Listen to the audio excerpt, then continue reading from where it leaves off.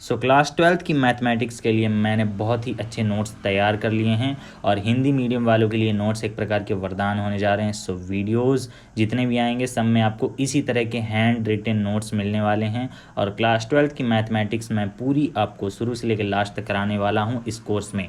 और ये कोर्स 2022 के एग्ज़ाम के लिए बहुत ही महत्वपूर्ण है। अगर जो छात्र चाहते हैं कि उन्हें नोट्स डाउनलोड करना है तो उसके लिए मैंने एक सेपरेट वीडियो बना दिया है जिसे आप डिस्क्रिप्शन में मिल जाएगा, तो वहाँ से जाके देख सकते हैं और वो ज़रूर देख लीजिएगा। तो ये जो नोट्स हैं आपको बहुत ही मदद करने वाले हैं, पूरे हैंड रिटन नोट्स हैं, शुरू से लेकर लास्ट तक मैं सभी चैप्टर्स के लिए आपको प्रोवाइड कराऊंगा और बहुत मदद करेंगे। ये बात जान लो। हैंड रिटन नोट्स का फ़ायदा क्या होता है कि तुम्हें एग्ज़ाम में कैसे लिखना है ये तुम्हें क्लियर कट हो जाता है, सीधे डायरेक्ट जान जाओगे एग्ज़ाम में कैसे लिखना है। और जिस तरह बुक में लिखा रहता है भाई साहब उस तरह लिख के आओगे तब तो तुम्हारी हालत गंभीर ही है। इसलिए जिस तरह मैंने बताया है इस तरह अगर लिखोगे, अब देख ही लो किस प्रकार के हैं। इसी प्रकार मैं शुरू से लेकर लास्ट तक मतलब 1 से लेकर 13 तक जितने भी चैप्टर हैं हमारे सभी चैप्टर्स का हैंड रिटन सल्यूशन पूरा एनसीईआरटी का इंपॉर्टेंट क्वेश्चंस के साथ जो कि बोर्ड एग्जाम में आने वाले हैं उन क्वेश्चन के साथ सभी लेक्चर्स आपको मिलने वाले हैं विद हैंड रिटन नोट्स। हाँ, हैंड रिटन नोट्स आपके पेड हैं। क्या है यार, देखो मेहनत किया है तो थोड़ा तो फ़ायदा हमारा भी होना चाहिए, ठीक है। और मेहनत वसूल कर दो, बस वीडियो को लाइक कर दो और चैनल को सब्सक्राइब कर लो और सभी वीडियोस आपको मिलते रहेंगे रेगुलर। डेली कोशिश करूँगा एक लेक्चर आपको मिल ही जाए। इसी तरह मैथमेटिक्स का भी है, फिजिक्स का भी आपको मिल जाएगा। डिस्क्रिप्शन में सारी प्लेलिस्ट दे दूँगा जैसी अवेलेबल होती जाएंगी। और ये ऐप में मैं दे रहा हूँ सारे नोट्स, तो उसका वीडियो आपको डिस्क्रिप्शन में मिल ही जाएगा। तो सभी नोट्स में जितने भी सारे क्वेश्चन मैंने सॉल्व किए हैं सब एकदम सटीक हल हैं। मैंने एकदम कोशिश की कि आपको दी बेस्ट दूँ और अगर मैं सफल होता हूँ तो मुझे बहुत खुशी होगी और आप मेरे द्वारा सफल हों तो और भी अच्छी बात है। तो ये सभी जो नोट्स हैं आपको मिल जाएंगे, डाउनलोड कर सकते हैं आप PDF फाइल में या फिर आप चाहें तो प्रिंट भी करा सकते हैं। और अब मैं आपका पहला लेक्चर स्टार्ट करने जा रहा हूँ चैप्टर 1 से, जो कि हमारा संबंध और फलन, और इसी नोट्स से मैं आपको पूरा पढ़ाऊँगा और बहुत फ़ायदेमंद है यार, बहुत बहुत मतलब क्या कहें, तुम्हारी तबीयत सही हो जाएगी पढ़ के सारे इंपॉर्टेंट क्वेश्चन। सो कोशिश करूँगा कि मैं हर चैप्टर में, जैसे ये चैप्टर 1 है हमारे क्लास 12 की मैथमेटिक्स का, कोशिश करूँगा कि सभी चैप्टर्स में हमारे मिनिमम 10 लेक्चर हों, मैक्सिमम भी हो सकते हैं 10, तो कोई बात नहीं, मैक्सिमम 10 लेक्चर बहुत ही हैं हमारे, ठीक है। तो विस्तार पूर्वक समझेंगे, कॉन्सेप्ट के साथ समझेंगे, एग्जाम्पल के साथ समझेंगे, तो कोर्स में आपको भी मज़ा आएगा और हमें भी पढ़ाने में मज़ा आएगा। बस आप वीडियोस को करते रहिए शेयर। चलिए बहुत हम टाइम वेस्ट नहीं करते हैं, स्टार्ट करते हैं अपना पहला चैप्टर और पहले लेक्चर के साथ। तो क्लास 12 की एनसीईआरटी में हमारा सबसे पहला चैप्टर है संबंध और फलन यानी रिलेशन एंड फंक्शन। और हाँ, ये सिर्फ और सिर्फ हिंदी मीडियम वालों के लिए है, इंग्लिश मीडियम के लिए भी हो सकता है, अगर वो चाहें तो पढ़ सकते हैं, उनकी मर्जी है। लेकिन मेरे हिसाब से अगर वो ना ही पढ़ें तो बेहतर है, लेकिन वो चाहें तो पढ़ लें यार, उनकी मर्जी। तो इसमें सबसे पहला जो टॉपिक आता है हमारा संबंधों के प्रकार यानी टाइप्स ऑफ रिलेशन। तो आपने 11th क्लास में तो खैर पढ़ ही लिया है। और हाँ, एक बात याद रखेंगे, शुरू से लास्ट तक जितने लेक्चर हैं पूरे इसी तरह मिलेंगे। फिजिक्स की भी आपको नोट्स मिलेंगी, केमिस्ट्री की नहीं दे पाऊँगा फिलहाल, अभी समय की थोड़ा गड़बड़ी चल रही है। फिजिक्स की भी मिल जाएंगी, सब कुछ मिलेगा यार, बात मान लो ज़िंदगी बना दूँगा। बस यहाँ मेरा साथ दो। तो स्टार्ट करते हैं हम पहला लेक्चर। तो संबंधों के प्रकार में 3 प्रकार के संबंध हमारे पास, एक स्वतुल्य है, सममित है और तीसरा संक्रामक है, रिफ्लेक्सिव, सिमेट्रिक और ट्रांजिटिव। ये होते क्या हैं?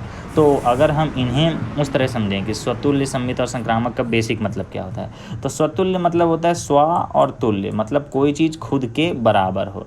जैसे अगर मैं बोलूँ कि ये वाला जो हमारा ट्राइंगल है ये क्या खुद के बराबर है? बिल्कुल, कोई भी चीज़ खुद के बराबर होती है। अब जैसे मैं मान लो 6 फुट का हूँ तो मैं खुद के बराबर हूँ, बिल्कुल मैं खुद के बराबर हूँ। तो कोई भी चीज़ जब खुद से संबंधित होती है यानी क्या होती है? रिलेटेड होती है। तो वहाँ इस रिलेशन को हम छोटे या फिर बड़े, लेकिन जनरली हम बड़ा आर यूज़ करते हैं, बड़े आर से दर्शाते हैं यानी कैपिटल आर से। और इसको लिखने का एक तरीका होता करता है, जैसे A, लिखा है यहाँ पर, और ये बिलोंग टू बोल दे या फिर इज़ द एलिमेंट ऑफ, ये क्या है, किसका साइन है? ये एलिमेंट का साइन है। एलिमेंट यानी क्या होता है? अवयव होता करता है, ठीक। तो ये अवयव का साइन है हमारा। रुको, थोड़ा पेन वगैरह सही होना चाहिए तभी तो मज़ा आता है। और ये जो एक साइन दिख रहा है आपको, इसका मतलब है फॉर ऑल, इसका मतलब है फॉर ऑल यानी सभी एलिमेंट्स के लिए, जितने भी एलिमेंट्स हम यूज़ करेंगे उन सभी के लिए ये है। याद रखना उल्टा ए नहीं बोलेंगे इसे, कोई बनाते उल्टा ए हैं लेकिन इसका नाम क्या है, फॉर ऑल, यानी प्रत्येक अवयव के लिए। तो इसे हम क्या पढ़ेंगे, ए कॉमा ए, हम इसी तरह पढ़ते हैं, ए बिलोंग करते हैं एक दूसरे को, ठीक है ना। फॉर ऑल ए बिलोंग करेगा ए को। अब ये वाला जो आर हम यूज़ करें ये हमारा मेन रिलेशन बताएगा, जो भी हमारे सेंटेंस में संबंध होगा ये रिलेशन की बात करेगा। लेकिन ये जो हम ए यूज़ करें ये कोई हमारा सेट दिया होगा, क्या दिया होगा, सेट, यानी कोई समुच्चय दिया होगा जहाँ से हम इस एलिमेंट को उठाएंगे। तो जिस एलिमेंट को उठाया जा रहा है उसी के आपस में संबंध होते करते हैं। तो ये स्वतुल्य मतलब कोई भी अवयव खुद से रिलेटेड होगा। सममित में क्या हो जाता है, दो अवयव आ जाते हैं। स्वतुल्य में एक अवयव होता है, सममित में दो अवयव होता है और संक्रामक में तीन अवयव होता करता है। तो स्वतुल्य में एक अवयव आपस में रिलेटेड होता है, सममित में देखेंगे दो अवयव। तो ए अगर बी से रिलेटेड है तो इसको हम पढ़ते हैं दिस इम्प्लाइज, असल में पढ़ते हैं दिस इम्प्लाइज, मतलब ऐसे बता रहा है कि आगे जो चीज़ है। तो हम इसको जनरली क्या बोलते हैं, तो बोल देते करते हैं, तो हमें जल्दी समझ में आ जाता करता है, ठीक है। तो अगर ए बी से रिलेटेड है, यहाँ पर देखो अगर ए बी से रिलेटेड है तो बी भी ए से रिलेटेड होगा। और जहाँ हमारे ये फॉर ऑल, ये मतलब जो ए और बी हैं दोनों कहाँ से आएंगे, सेट ए से आएंगे। लेक्चर में बने रहें आगे, बहुत ही बढ़िया है। पूरे मध्य प्रदेश में आपको इस तरह का नोट्स नहीं मिलेगा, इस बात की गारंटी मेरी है। और अगर बेकार होगा तो डिसलाइक करके जाना वीडियो, नोट्स अगर बेकार होंगे तो डिसलाइक करके जाना, क्योंकि मैं जानता हूँ नोट्स बहुत अच्छे हैं और ये तुम्हारी मदद बहुत करेंगे। तो सममित मतलब क्या होता है, दो चीज़ें। अब जैसे हम यहाँ एक एग्जांपल से समझते हैं, मान लो एक ट्रायंगल हमने यहाँ पर लिया और इसी के सेम साइज का एक ट्रायंगल हमने यहाँ पर लिया। तो ये वाला ट्रायंगल अगर इसके बराबर है तो ये वाला ट्रायंगल इसके बराबर होगा ना, तो ये क्या हो गया, सममित हो गया। ज़्यादा नहीं समझना यार, मतलब कोई काम नहीं आने वाला। तो सममित यानी दो चीज़ें आपस में बराबर होती करती हैं, मतलब कोई भी रिलेशन, हम यहाँ रिलेशन बराबर समझ रहे हैं, रिलेशन तो समझ ही रहे हो क्या होता है। अब संक्रामक संबंध क्या होता है, संक्रामक यानी तीन अवयव होंगे यहाँ पर। तो ए अगर बी से रिलेटेड है तथा बी सी से रिलेटेड है तो ए किससे रिलेटेड हो जाएगा, सी से। जैसे यहाँ पर हमारा ए बी सी लिखा हुआ है, ये ए है, ये बी है और ये सी है। तो ए बी सी में देखो ए हमारा किससे रिलेटेड है, बी से रिलेटेड है, और बी हमारा किससे रिलेटेड है, सी से रिलेटेड है। तो ए किससे रिलेटेड हो जाएगा, सी से रिलेटेड हो जाएगा। जैसे मान लो ए को जुकाम है, ए को जुकाम हो गया, कोरोना हो गया मान लो, ये इसके साथ बैठा। तो ए को कोरोना था तो किसको कोरोना हुआ, बी को कोरोना हुआ। यहाँ हम संक्रमण से समझा रहे हैं जो कि असल में होता करता है। तो ए को कोरोना था, बी को भी कोरोना हो गया। अब बी को कोरोना हुआ, बी गया सी के पास, तो सी को भी कोरोना हो गया।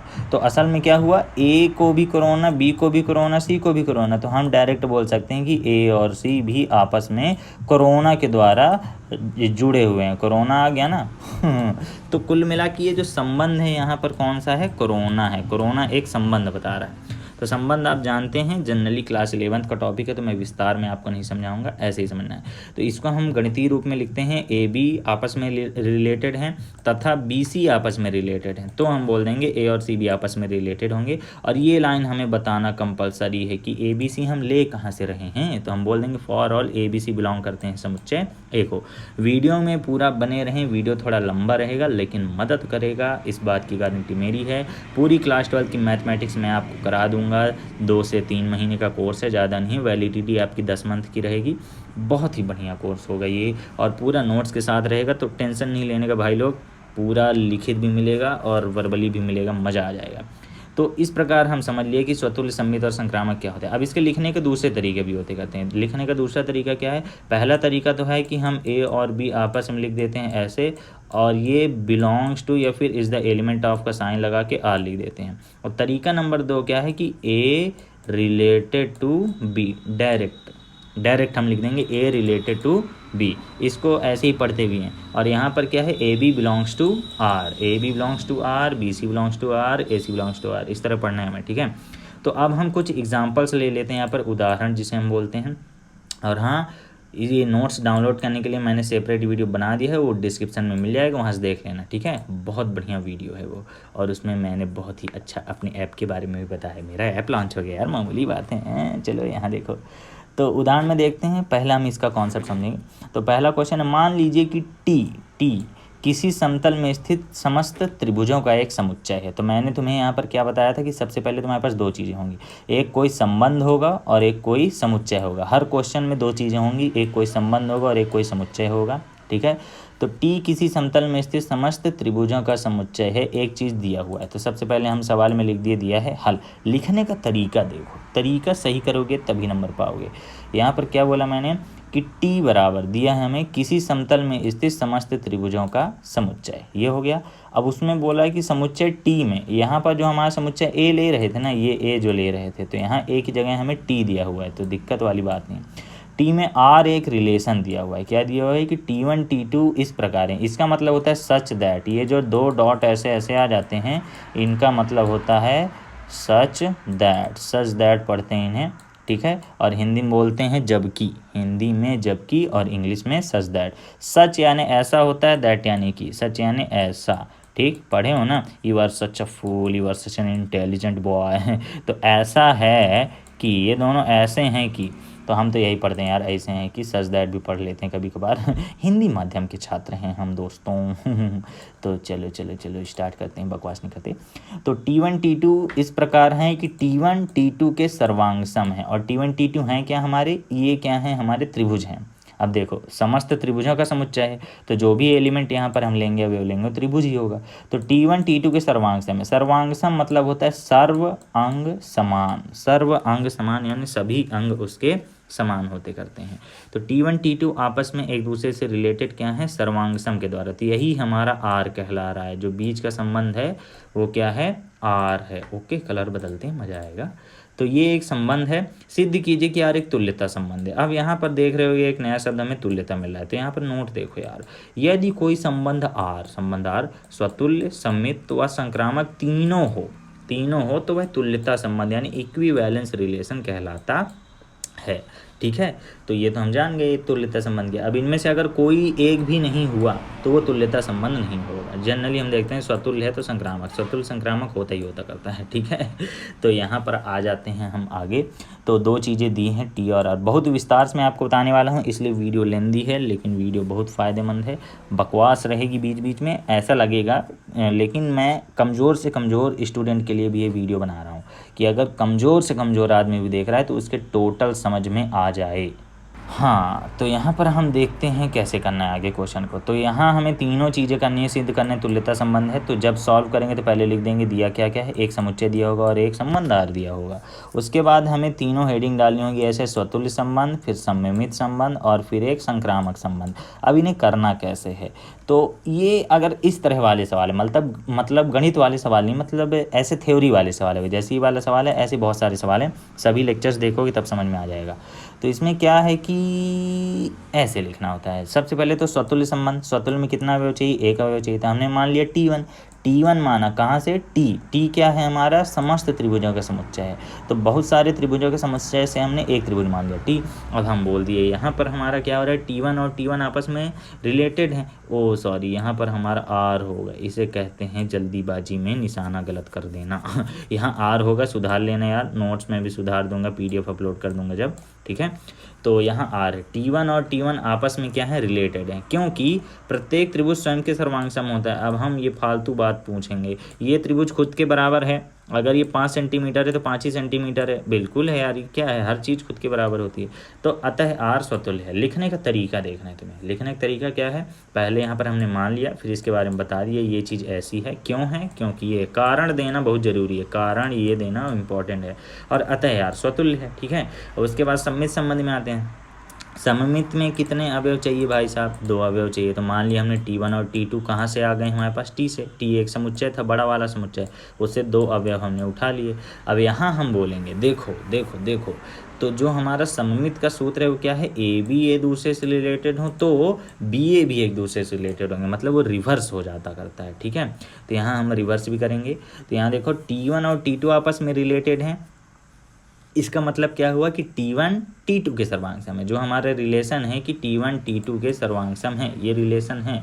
तो इस तरह हमने लिखा T1, T2 belongs to R, मतलब T1 T2 के सर्वांग सम है। अब इसी को हम क्या कर देंगे उल्टा, कि T2 भी T1 के सर्वांग सम होगा। जब T1, ये मान लो T1 है और ये मान लो T2 है, ये इसके बराबर है तो ये भी तो इसके बराबर है ना। हाँ, तो इसको लिखेंगे कैसे, T1 T2 के सर्वांग सम है, इसी को हमने एरो करके लिख दिया। इसी प्रकार T2 T1 के सर्वांग सम है, और इसको गणित के रूप में लिख दिया, T2 एंड T1 बिलोंग करते हैं R को।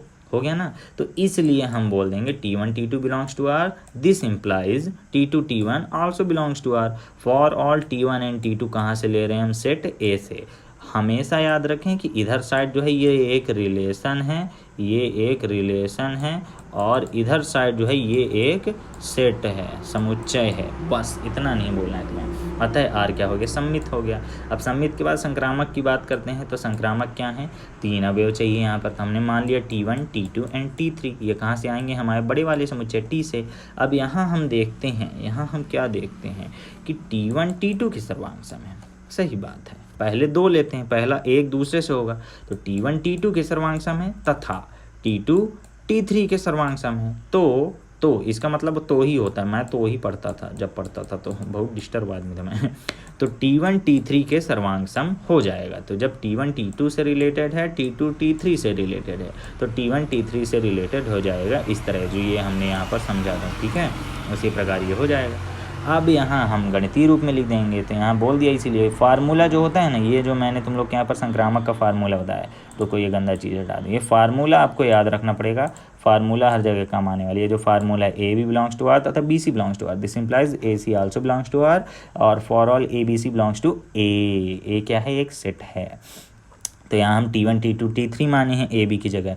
तो T1 and T2 belong to R तथा T2 T3 belongs to R, this implies T1 T3 will also belong to R। For all T1 T2 T3 belong करेंगे हमारे set T से, ठीक है। वो थोड़ा क्रॉप हो गया इधर। अतः यार संक्रामक है। अब चूंकि हमारा जो ये R है ये स्वतुल्य भी आया है, सममित भी आया है और संक्रामक भी आया है, अतः ये क्या है, एक तुल्यता संबंध है। बस इसी तरह लिख के आना यार तुम्हें कॉपी में, इसी तरह बोर्ड एग्जाम में लिखोगे। नोट्स तुम्हें बने बनाए हुए मिल रहे हैं, चाहो तो देख के लिख लो, लेकिन यार पूरे नोट्स ऐसे लिखोगे तुम्हें बहुत परेशानी होगी। इससे अच्छा तुम जाना डाउनलोड कर लेना। डाउनलोड कैसे करना है उसको मैंने डिस्क्रिप्शन में एक लिंक दे दिया है, वो वीडियो देख लेना कैसे डाउनलोड करना है, मज़ा आ जाएगा, ठीक। बहुत अच्छा कोर्स है। और अगर ऐप में देख रहे हो तब तो तुम्हें डायरेक्ट ही डाउनलोड बटन दिख रहा होगा, लेकिन मान लो यूट्यूब में देख रहे हो तब के लिए। सो पहला क्वेश्चन हमने सॉल्व कर लिया बहुत ही मज़ेदार तरीके से। अब दूसरा क्वेश्चन भी सेम है, इसी तरह का है।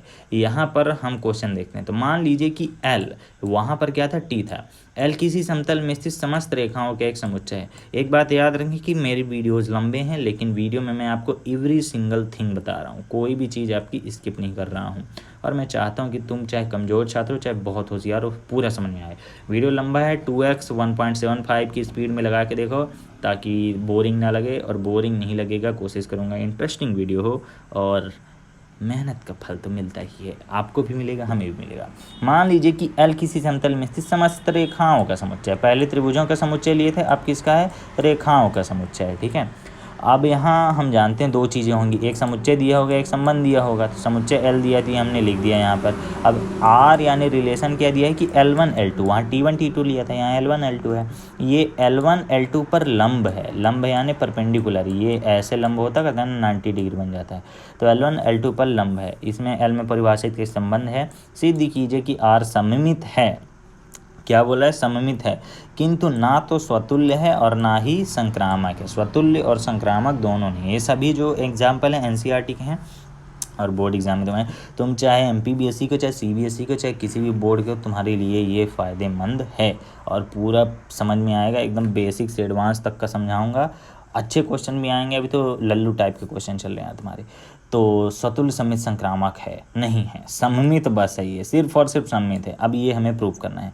तो अगर हम देखें स्वतुल्य की बात करें, पहले लिख देंगे, दिया है इस तरह करना है, तो मैं LR दिया हुआ है, ठीक है। तो स्वतुल्य की बात करें तो जैसे उसमें अवयव माना था यहाँ भी मानेंगे, ये सेम उसी टाइप का क्वेश्चन है। तो मान लिया यहाँ से L1 कोई अवयव है जो कि समुच्चय L से आ रहा है हमारा। अब तुम जानते हो कि कोई भी लाइन जो हम ये बनाए, मान लो ये क्या है, L1 है, ये खुद के परपेंडिकुलर कैसे हो सकती है, खुद के लंबवत कैसे हो। लंबवत होने के लिए 2 लाइन चाहिए होते हैं और वो ऐसे होगा, बीच में 90 डिग्री बनेगा। इसमें तो 90 डिग्री पॉसिबल ही नहीं। मान लो इस पॉइंट पर अगर हम डिग्री बनाए तो या तो ये 0 है या तो फिर 180 है, या तो 0 है या तो फिर 180 डिग्री है ना, 90 तो बन ही नहीं रहा। तो कुल मिला के हम बोल देंगे, चूँकि कोई भी रेखा अपने आप पर लंब नहीं हो सकती है, इसलिए L1 एंड L1 आपस में बिलोंग नहीं करते हैं। देखो ये बिलोंग करने का साइन होता है, और ये जब बिलोंग नहीं करेगा तो इसको बीच से ऐसे काट देंगे, ठीक है। तो बिलोंग नहीं करता है और ये बिलोंग करता है। तो यहाँ हम देख रहे हैं लंब नहीं हो सकती यार, तो ये क्या है, L1 आपस में बिलोंग नहीं करते हैं। फॉर ऑल बता दिए। जो L1 हमने लिया था कहाँ से लिया था, एल बड़े वाले समुच्चय से लिया था। अतः यार स्वतुल्य नहीं है यार, नहीं है स्वतुल्य। क्यों? क्योंकि खुद पर लंब कैसे हो जाएगा। अब सममित देखते हैं, तो दो रेखाएं हम ले रहे हैं L1 एंड L2, दो रेखाएं हमने मान ली। अब यहाँ रिलेशन क्या बोला गया है, जो R है हमारा वो बोला है कि L1 L2 पर लंब है। तुम्हें L1 L2 को नहीं पकड़ लेना है, तुम्हें एलिमेंट्स को पकड़ना है। कोई भी दो एलिमेंट हो, चाहे L1 हो चाहे L2 हो, फर्क नहीं पड़ता, कोई भी हो, यहाँ ए बी हो जाए, उन दोनों के बीच रिलेशन क्या है, को आपस में लंबवत हैं। L1 L2 नहीं समझना है, कोई भी दो अवयव हों आपस में लंबवत हैं, लंब है एक दूसरे पर, ये तुम्हें पकड़ना है, ये नहीं पकड़ना है, ठीक है। पकड़ना सीखो थोड़ा। तो चूंकि L1 और L2 इसी तरह लिखेंगे, लिखने का तरीका पहले चूंकि बताते हैं, फिर इसलिए, फिर अतः। यहाँ भी सेम टू सेम है, चूंकि बताएंगे इसलिए फिर अतः। नीचे भी देखो सेम है, चूंकि बताएंगे इसलिए फिर अतः, और फिर लास्ट में इस प्रकार ये क्या है जो प्रश्न में बोला था वही लिख देगा। तरीका सही रखना यार। अब वहाँ भी देखो ये वाला जो सवाल था इसमें भी हम कुछ ऐसे ऐसे लिख रहे थे, यहाँ भी इसी टाइप का कुछ लिखेंगे, ठीक। कहाँ गया, हाँ। तो L1 और L2 यहाँ दो अवयव हैं, तो L1 L2 पर लंब है, हम बोलेंगे L1 L2 belongs to R, मतलब L1 L2 पर लंब है। अब मान लो ये क्या है, हमारा L1 है और ये क्या है, हमारा L2 है, तो दोनों क्या हैं, एक दूसरे पर लंबवत हैं, ऐसा तो रिलेशन बोल रहा है। अब इसको रिवर्स भी चाहिए हमें। रिवर्स क्या चाहिए, L2 भी L1 पर लंब हो, बिल्कुल है यार, दोनों के बीच डिग्री कितना है, 90 डिग्री बन रहा है। तो बस इसको हम रिवर्स में भी लिख दिए, मतलब L2 भी L1 पर लंब है, तो रिवर्स में लिख दिए तो इस तरह भी ट्रू हो रहा है। इसलिए हम बोल दिए कि L1 L2 को बिलोंग करता है और L2 भी L1 को बिलोंग करता है, इसलिए ये क्या है, सममित है। और प्रश्न में बोला था कि सिद्ध करो सिर्फ और सिर्फ सममित है, स्वतुल्य नहीं है, तो स्वतुल्य नहीं आया, सममित आ गया। सममित है भाई, लंबवत है।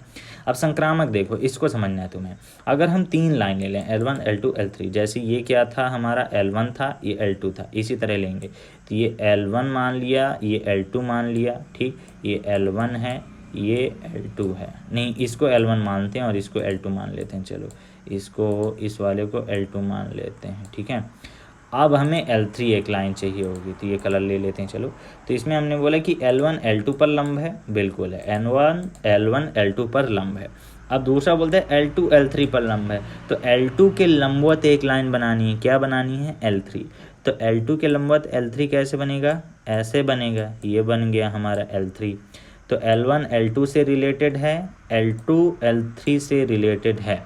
तो अब अगर हम बीच का L2 गायब कर दें, हमें अब किसके किसके बीच रिलेशन चाहिए, L1 और L3 के बीच रिलेशन चाहिए, तो हमें बीच में इस L2 का काम है, नहीं काम है, तो L2 का कोई काम नहीं है।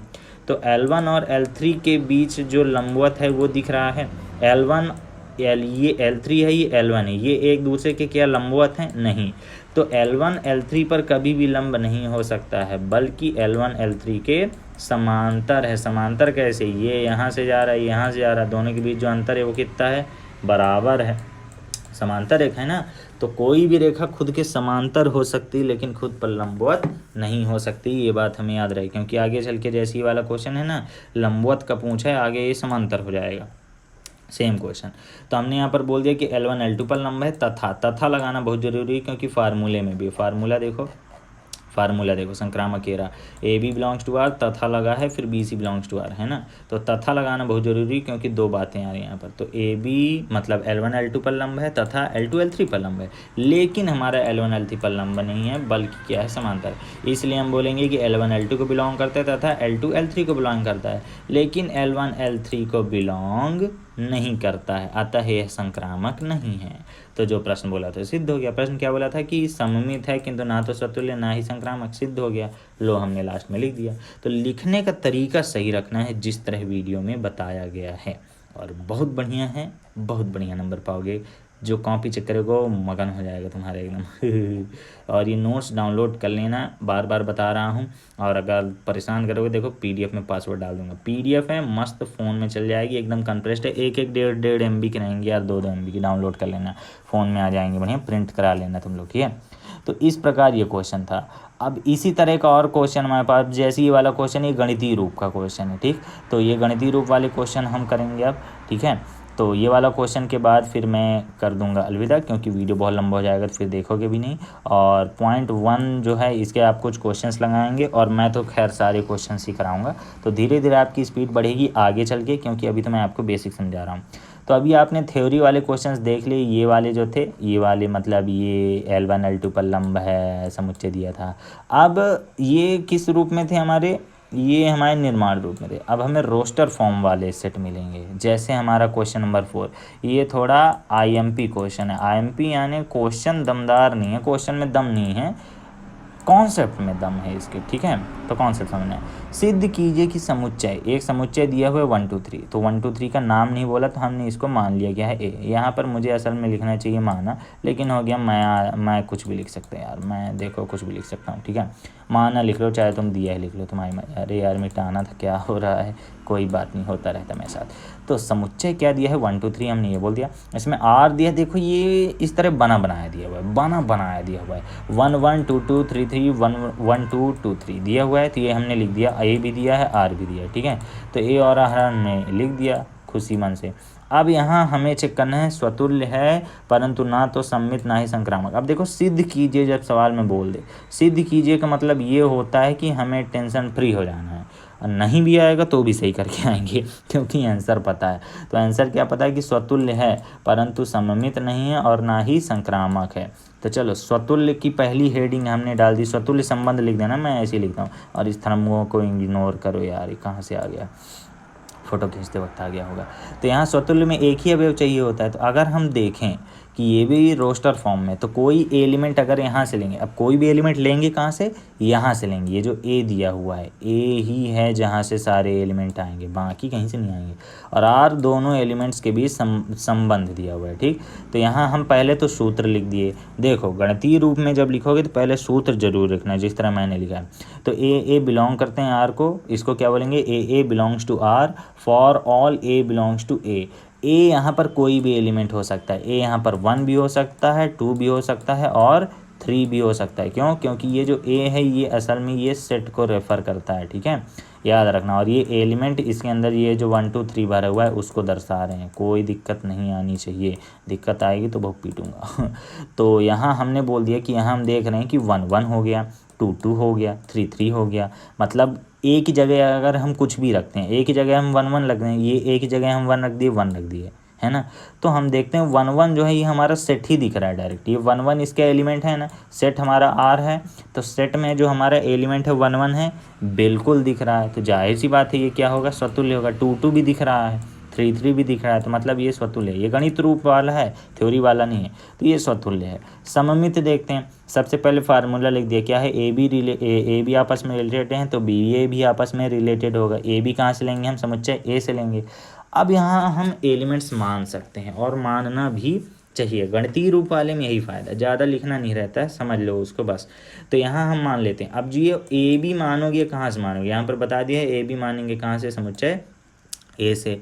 तो ए से हमने मान लिया 1 और बी को मान लिया 2, तो 1 और 2 मान लिया। याद रखना हमें ऐसा दिखाना है कि ये सममित नहीं है, सममित नहीं प्रूव करना है, ठीक है। धोखे से सही ना प्रूव कर देना, गलत प्रूव करना है। तो यहाँ हम देखते हैं, चूँकि बोलना चाहिए मुझे यहाँ पर, चूँकि यहाँ क्या है कि 1 2 जो है आपस में रिलेटेड है, तो हमारा 2 1 भी आपस में रिलेटेड होना चाहिए, ठीक है। जो अगर समुच्चय ये सूत्र में मान रख दें, यहाँ पर 1 रख दिया, यहाँ पर 2 रख दिया, यहाँ पर 2 रख दिया और यहाँ पर 1 रख दिया, तो ये 1 2 2 1 होना चाहिए। लेकिन यहाँ क्या हो रहा है, हमारा 1 2 है सेट में, देखो 1 2 1 2, हाँ 1 2 दिया हुआ है, लेकिन 2 1 दिया है क्या, 2 1 है हमारे सेट में, 2 1 तो कहीं नहीं है। तो 2 1 नहीं है तो इसको बोल दिया नहीं है, तो ये कंडीशन सेटिस्फाई नहीं हुई, अतः ये क्या है, सममित नहीं है। कंडीशन सेटिस्फाई होती तो सम्मित होता, नहीं है, काम खत्म, ठीक। अब संक्रामक में आ जाते हैं। संक्रामक में पहले सूत्र लिख दिया, ए बी रिलेटेड होना चाहिए आपस में, बी सी होना चाहिए, तो हमारा क्या होगा, ए सी भी होगा। फॉर ऑल यहाँ पर मैं बताने भूल गया कि जो ए बी और सी लेंगे कहाँ से लेंगे, समुच्चय ए से लेंगे। ए है यहाँ पर, हाँ बिल्कुल समुच्चय ए से ले लिया। अब यहाँ देखो ए में 3 अवयव हैं ही, 1 2 3, बेचारे 3 तो ही हैं, तो हमने इनको ए बी सी मान लिया। तो a = 1, b = 2, c = 3 रखने पर, अब यहाँ 1, यहाँ 2, यहाँ 2, यहाँ 3, यहाँ 1, यहाँ 3 रख दिया, और सीधे दिख रहा है यार कि है ही नहीं हमारे सेट में 1 2, पहले तो मान रख दो, अब फिर देखो मान रख दिया सेम टू सेम, ये लिख दिया, तथा लिख दिया, ये लिख दिया, ये लिख दिया, ये लिख दिया। अब देखो 1 2 है हमारे सेट में, 1 2 है, बिल्कुल है, 1 2 है। उसके बाद हम देखते हैं 2 3 है सेट में हमारे, देखो ये रहा 2 3 है, बिल्कुल है। तो इन दोनों में ये सही वाला साइन आएगा। लेकिन अगर हम देखते हैं 1 3 में, तो 1 3 की अगर बात करें तो 1 3 है हमारे सेट में, 1 3 1 3 1 3 नहीं है, तो इसमें हमने ये वाला साइन लगा दिया। तो इसका मतलब क्या हुआ, ये संक्रामक नहीं है। तो जो प्रूव करना था वो क्या हो गया, प्रूव हो गया। स्वतुल्य है, बिल्कुल है, सममित है, नहीं है, और संक्रामक है, नहीं। तो इसको बोल दिया इस प्रकार आप स्वतुल्य है परंतु ना तो सममित है और ना ही संक्रामक है। लो भाई साहब प्रूव हो गया। तो किस प्रकार प्रूव हुआ आपने देख लिया। तो आपने 2 टाइप के क्वेश्चन पढ़ लिए। पहले एक थ्योरी वाला क्वेश्चन पढ़ लिया जो इस तरह का है, बहुत क्वेश्चन है आपके एक्सरसाइज में, एनसीईआरटी में देखना। और इस प्रकार का एक क्वेश्चन पढ़ लिया गणितीय वाला जो कि पेपर में आता है। और ये वाली एक्सरसाइज 1.1 एग्ज़ाम में आना 100% है। सो आएगा ही आएगा, चाहे कुछ भी कर लो, मैं भी नहीं रोक सकता, सरकार को देगी ही देगी। अब अगले साल अगर तुम्हारा पेपर हुआ तो आएगा ही आएगा, ठीक है। अब इसी प्रकार जो बाकी क्वेश्चंस हैं इनको हम करेंगे कल के लेक्चर में डिस्कस। तो डेली आपको एक लेक्चर मिलेगा विथ हैंड रिटन नोट्स। तो आप देख लीजिए किस प्रकार के नोट्स हैं। इस प्रकार इसके बाद एक क्वेश्चन के बाद आपकी आ जाएगी 1.1 एक्सरसाइज। ये तो खैर एग्जांपल्स थे, इसमें मैंने सारे क्वेश्चंस सॉल्व कर दिए हैं। आप देख लीजिए, रुको मैं डबल स्क्रीन करके दिखा देता हूँ। ये देखो पूरे क्वेश्चन सॉल्व हैं सारे, एकदम सटीक, किसी भी बुक से अच्छे हैं। बुक से भी सस्ता मैंने प्राइस रखा है इस कोर्स का हैंड रिटन सोल्यूशन के लिए, बहुत ही सस्ता है, बहुत ही मदद करेगा। किसी भी बुक से सस्ता मिलेगा ये चीज़, और बुक से बढ़िया है पूरा। जब तुम्हें एकदम स्ट्रक्चर मिलेगा तो पढ़ने में भी आसानी रहेगी, और नोट्स बनाने में तुम्हारा समय भी ख़राब जो होता था वो भी बच जाएगा, और बनी बनानी रहेगी। बस तुम्हें क्या करना रहेगा, प्रैक्टिस करना रहेगा। जो तुम पढ़ते हो उसकी प्रैक्टिस करते रहो, बस काम ख़त्म। जितना पढ़ाई किया है उसको लिखने के बजाय तुम प्रैक्टिस करो, और मेरी नोट्स को अपने फ़ोन में रखे रहो और वहाँ से पढ़े रहो। और अगर चाहो तो जाओ मार्केट में 10 रुपये में प्रिंट करा लो, ठीक है। 27 पेज हैं इसमें पहले वाले चैप्टर में। तो पहले चैप्टर में असल में 1.1 में, अब अगले लेक्चर में हम जब 1.2 वगैरह डालेंगे ये सब हो जाएगा। याद रखें 10-10 लेक्चर रहेंगे प्रत्येक लेसन में हमारे। कोशिश करेंगे 1 महीने में 3-4 पार्ट हो जाए हमारे, आराम से हो जाएगा यार, बढ़िया है एकदम। नोट्स से ही पढ़ेंगे, समझ में आएगा, और वो चीज़ पढ़ेंगे जो एग्ज़ाम में आएगी तुम्हारे, ठीक है। तो चलो इस वीडियो में हम करते हैं आप लोग को अलविदा, और मिलेंगे आपसे अगली वीडियो में नए क्वेश्चंस के साथ, बढ़िया सोल्यूशन के साथ, हैंड रिटन नोट्स के साथ। और उम्मीद करता हूँ ये आपको पसंद आया होगा, और अगर पसंद आया तो वीडियो लाइक कर दीजिए। चैनल में नहीं हो तो यार सब्सक्राइब कर लो, आसपास के आस पड़ोस में सबको बता दो कि ये एक चैनल है। और ये नोट्स डाउनलोड करने के लिए आपको डिस्क्रिप्शन में एक लिंक मिल जाएगा, उसका वीडियो आप देख लेना पूरा, तब जाके समझ जाओगे क्या कैसा है। सो बस मिलते हैं आपसे अगले वीडियो में, तब तक के लिए बाय बाय।